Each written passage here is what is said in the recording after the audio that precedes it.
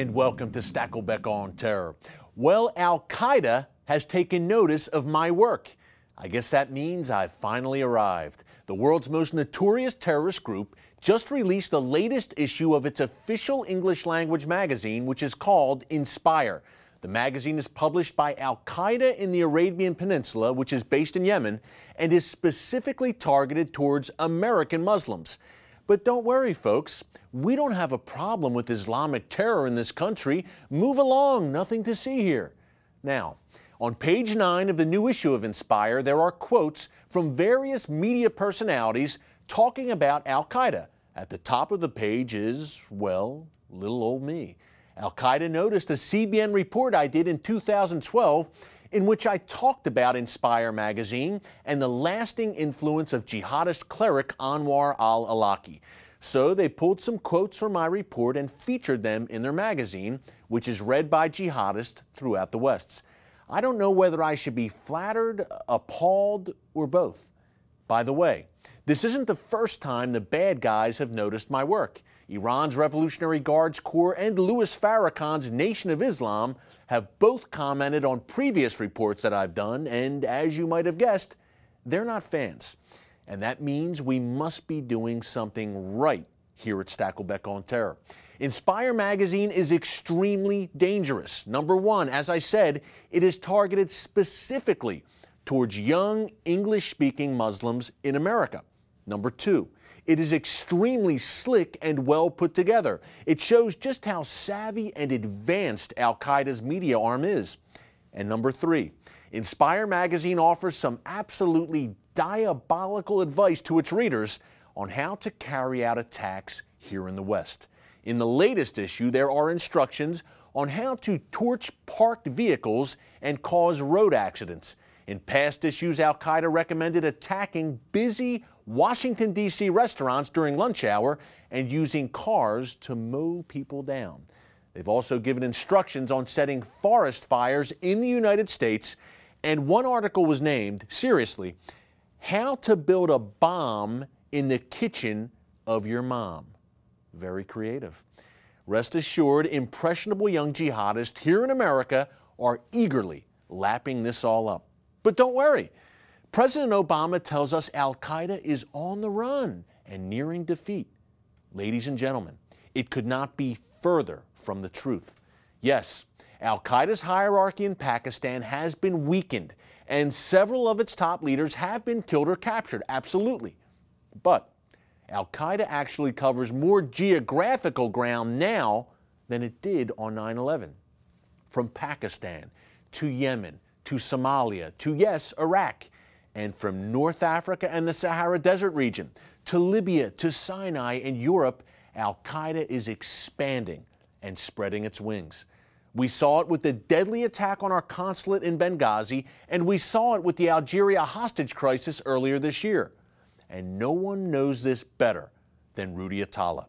He's the Pentagon's former counterterrorism director for Africa and now heads up a great organization called White Mountain Research. I sat down with him recently to discuss the changing face of Al-Qaeda. Take a look. So, Rudy, you've spent a lot of time in North Africa over the years. You're a top counterterrorism expert. You know a lot about a group that's really rearing its head now, AQIM, Al-Qaeda in the Islamic Maghreb. Tell us about how serious a threat they are. They made their big splash with the hostage taken in Algeria recently. How serious of a threat are these guys? Well, I'll put it in context. AQIM has been around for a long time, over a decade. They're split between the northern part of Algeria, where the Shura Council is located, and then the southern side, southern Algeria and northern Mali, is the Sahel branch of AQIM. That's the real hot spot right now. That's the real hot spot right now. That's exactly right. What's really interesting about that southern branch is it's been making a lot of money over the years through kidnappings for ransom. The drug trade goes through their territory, so they levy taxes on it. In addition to that, they have a fairly sophisticated arsenal to include surface-to-air missiles like SA-7s, SA-18s, and whatnot. So they're flush with cash. It's the wealthiest AQ affiliate in the world, Al-Qaeda affiliate in the world. and they have the capabilities to expand throughout the region. One interesting piece that's never normally talked about in the news is in one of the jihadi forums, they had a map of Mali in black with Allahu Akbar in the middle, and these arrows expanding from Mali into northern part of North Africa and then across the desert into Algeria and beyond. So they had these aspirations essentially to use Mali as a base to expand jihad across the entire part of Africa, North Africa, West Africa, and then also from there then they can franchise into Europe. Now, does that include expanding into Libya, number one? And number two, Mali is flush with weapons as well, AQ and Mali. Are some of those weapons coming from Libya post-Gaddafi? Those weapons did come from Libya post-Gaddafi. They did have weapons prior to this, but the post-Gaddafi, they've got their arsenals far more sophisticated than before. Now, they do have connections, they've always had connections into radical elements in Libya, in Tunisia, and probably as far as Egypt. So they're well, you know, it's all part of the Al-Qaeda branding.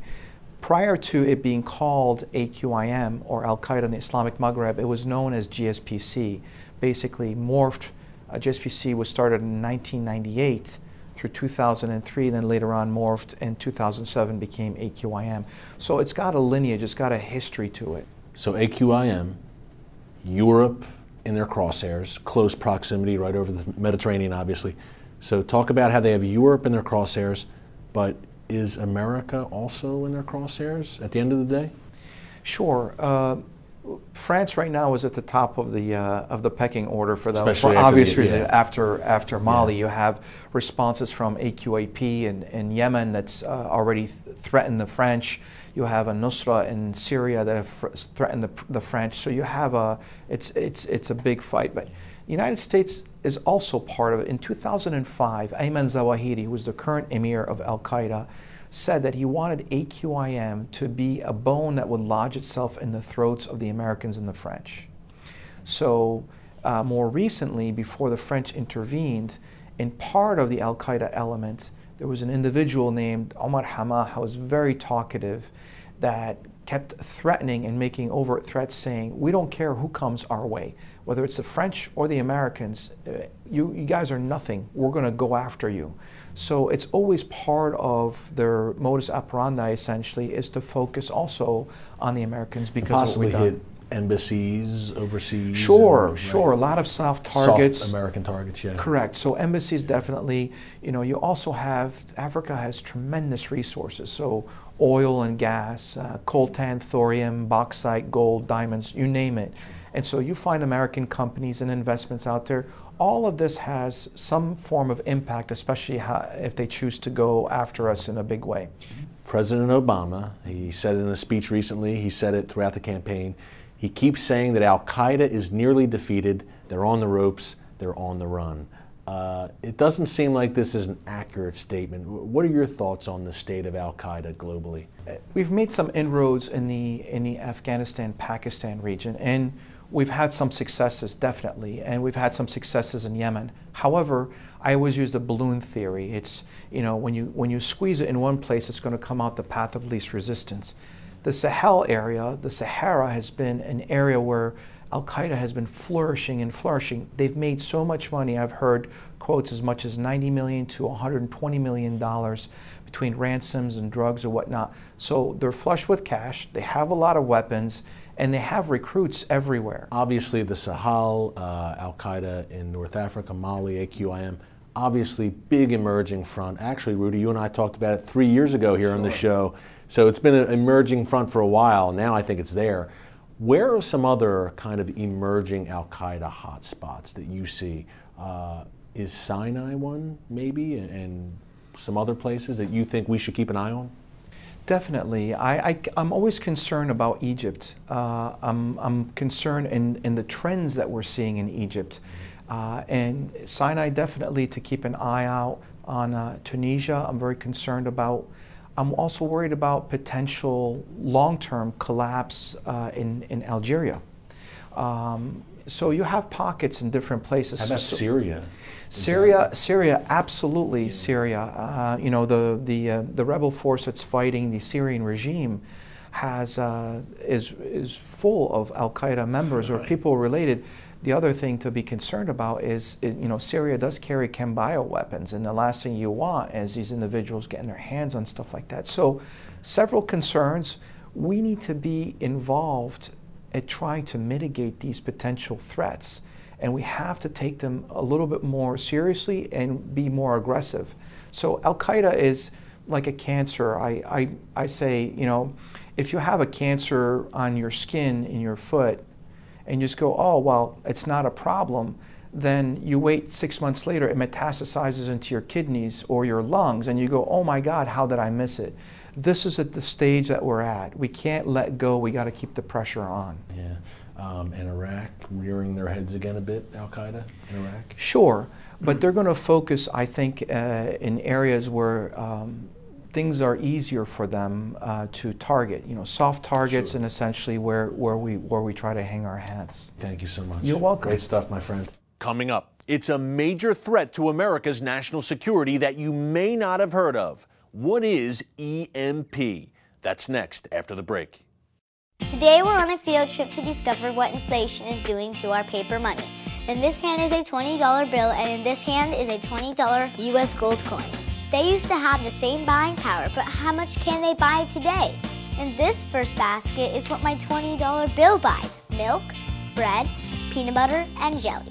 And here's what one $20 gold coin will buy: 6 baskets full, worth nearly $2,000, almost 100 times more food, simply by owning gold dollars instead of paper dollars. History shows that the gold coins have been the best way to beat the rising cost of living. So class, the moral is that unless you want to live on peanut butter and jelly sandwiches in the future, you should turn some paper dollars into gold coins now. How and why is explained in a new book, The Great Debasement. Call the number below for a totally free copy. And that's the simple truth. Help! If an emergency happened right now, you can have help at the push of a button with Medical Alert. Remember when I took that fall, Mary? Oh, yes, that was terrible. Yes, it was. Help! And I thought, what if you hadn't been there? I ordered my Medical Alert the next day. I can't describe how safe I feel now with my Medical Alert. You didn't know I was wearing it, did you? Medical Alert is easy to install, waterproof, and covers you inside your home and out. It helps me feel safe from fires, break-ins. And of course, a Medical Alert. And if you don't have a home phone, don't worry. They have that covered. There's always help at the push of a button. Don't wait till you need it. Get Medical Alert for less than $1 a day. There are no long-term contracts. Order now and get your second button free. Call for your free brochure. For your free Medical Alert system with second button free, call 800-575-8507.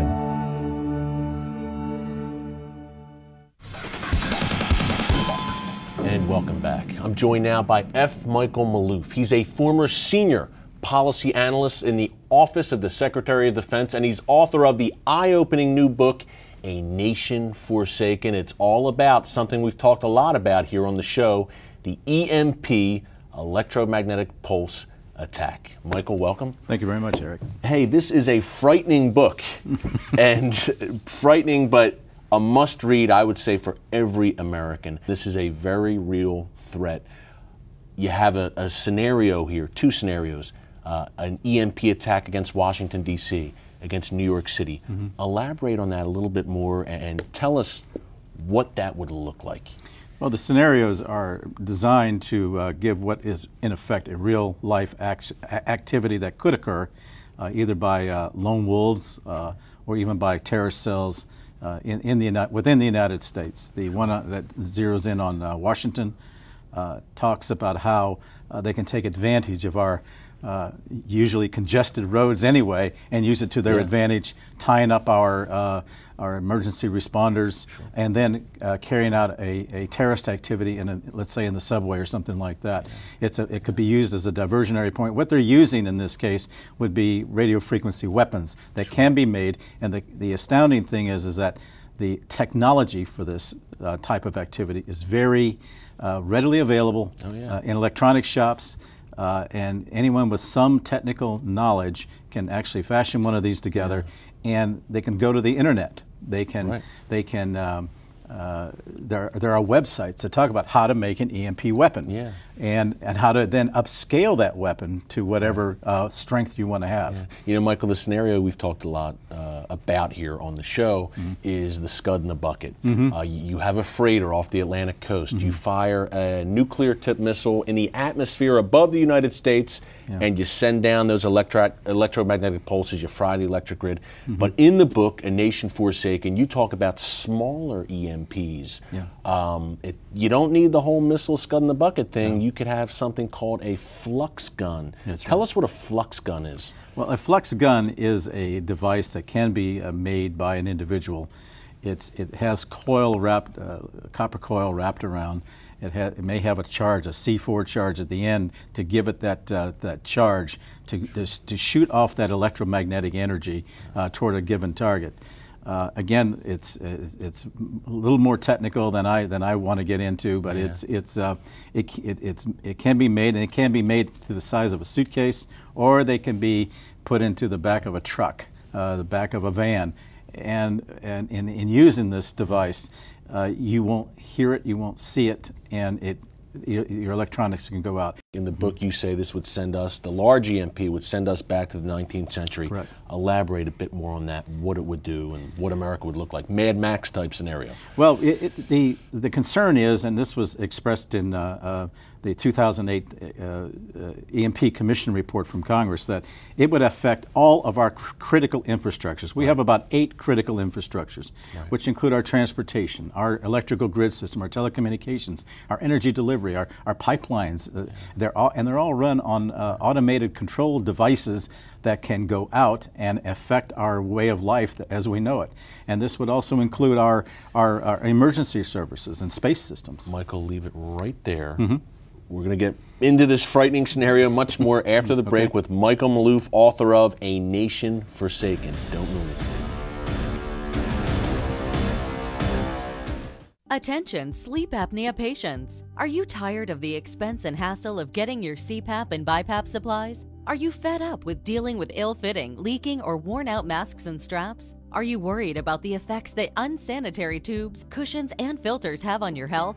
If you said yes to any of these questions, Allied Medical Supply Network has the solution to your problems. You could qualify to have your supplies regularly delivered right to your door at little or no cost to you. That's right, no more inconvenience, no worn-out masks and straps, no more unsanitary equipment, just restful sleep. Call Allied Medical Supply Network today to determine if you may qualify to receive your fresh, brand-name supplies at little or no cost. Don't delay. Call us now to see if you are eligible to save money on regular delivery of your CPAP and BiPAP supplies. Call 1-800-815-9947. That's 1-800-815-9947. Or go to cpapsupplyhelpline.com. Announcing an important breakthrough in healthcare that can benefit everyone. If you or anyone you love needs affordable health insurance, regardless of a pre-existing medical condition, call Quick Insurance 123 today and get the immediate relief you deserve. Quick Insurance 123 was created to provide affordable health insurance to all uninsured Americans, with or without pre-existing conditions. This is not a discount card. This is a real insurance program that lets you choose from many affordable health plans, with access to doctors, hospitals, emergency services, and more. So call the number on your screen now and get the health coverage you need just for calling. As a special bonus, we'll send you a free prescription savings card that could save you up to 85% on your prescriptions. That's right, you could save up to 85% on your prescriptions just for calling. Call Quick Insurance 123 to find out how you can get affordable health insurance and receive your free prescription savings card just for calling. Don't wait. Getting a free quote is as easy as 1, 2, 3. Call today.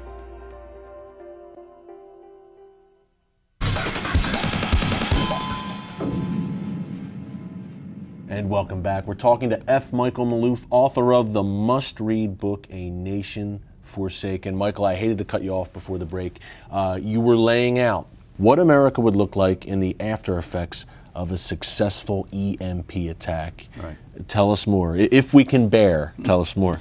Well, the impact would be on our critical infrastructures, which would include our telecommunications, our space systems, our emergency services, among others, as well as the electric grid, our banking and financial systems, and our transportation, everyday transportation. One of the areas that I'm really increasingly concerned about would be the impact on our natural gas and oil pipelines across. We have thousands upon thousands of miles of these pipelines, and they all run on automated control systems, which we call SCADAs.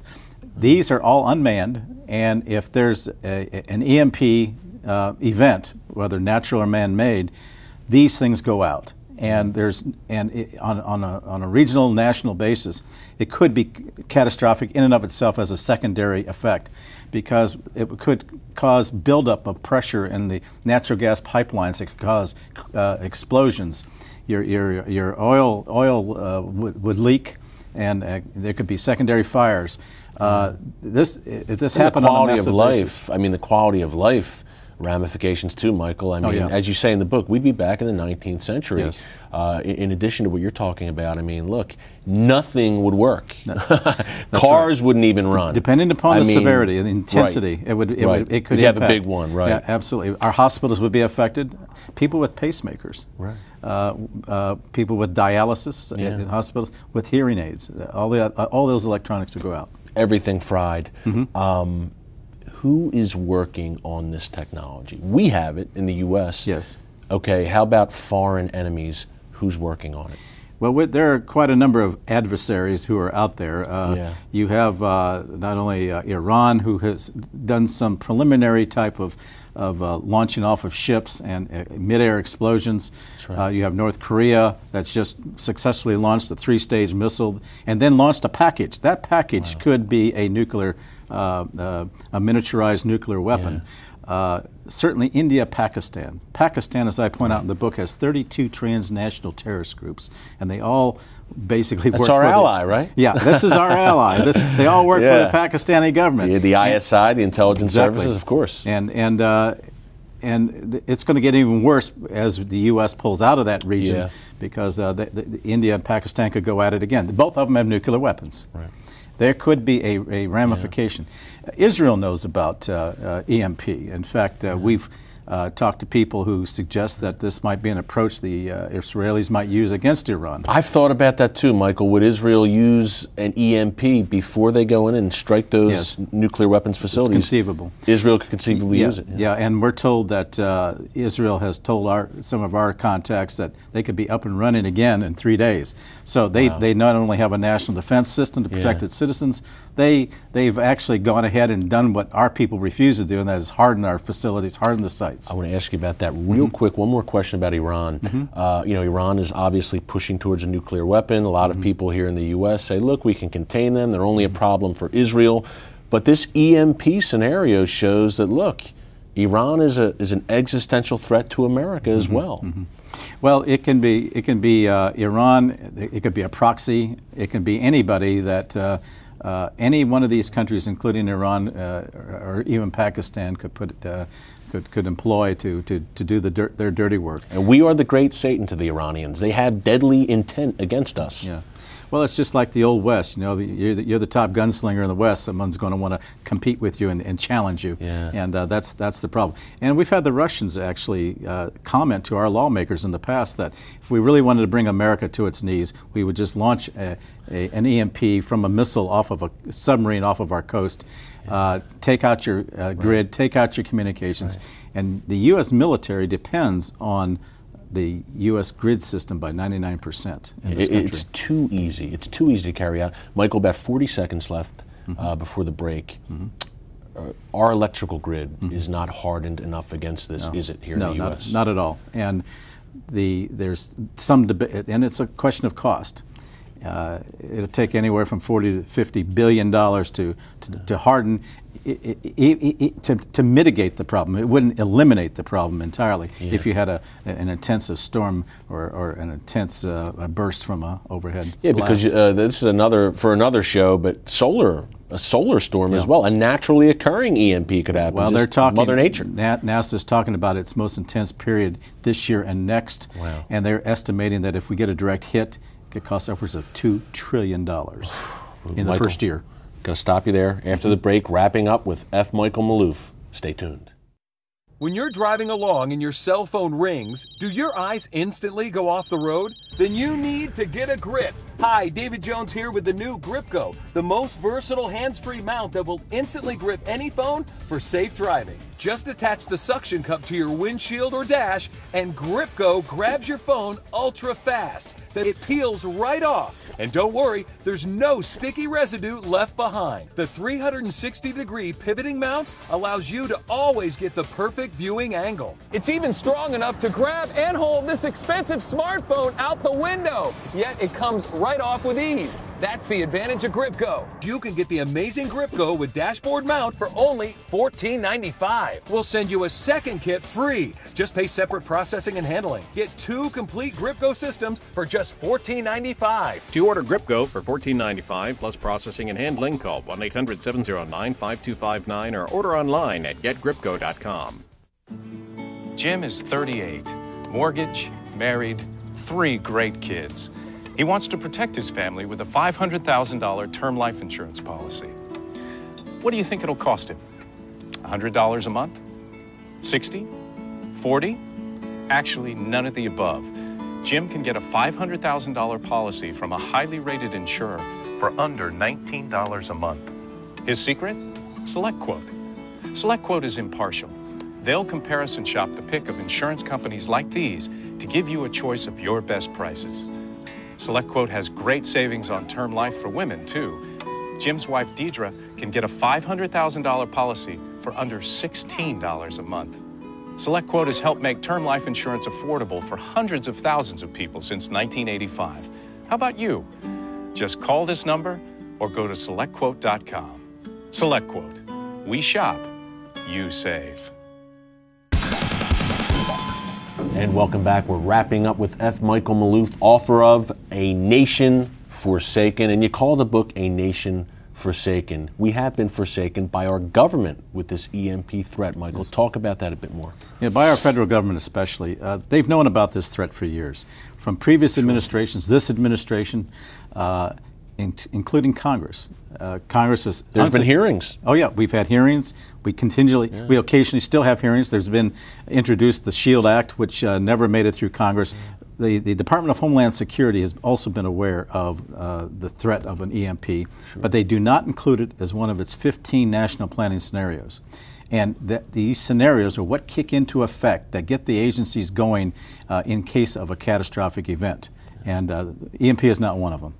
And even though I understand that President Obama is concerned about the effect of, let's say, geostorms, for example, I don't know why he hasn't picked up the phone to call the Department of Homeland Security Secretary and say, get on it. Yeah, well, Michael, I'll tell you, we got to wrap it up, but hopefully everyone in this administration on Capitol Hill has a copy of this book, A Nation Forsaken. It is a must-read. I can't recommend it highly enough. Thanks so much for joining us. Thanks for really having appreciate me. it. Thank you. Keep sounding the alarm, my friend, and until next week, from Stakelbeck on Terror, take care, and God bless.